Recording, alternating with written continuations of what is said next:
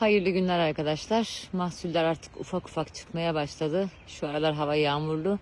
Biz de annemle birlikte gelip lahana fidelerini ekelim dedik. Üst tarafa fasulye sırıklarını çaktık. Biz patkı deriz. Ve salatalığın yerini yaptık. Ortadaki çatal ağacımız maalesef kırıldı. Orayı yeniden düzenleyeceğiz.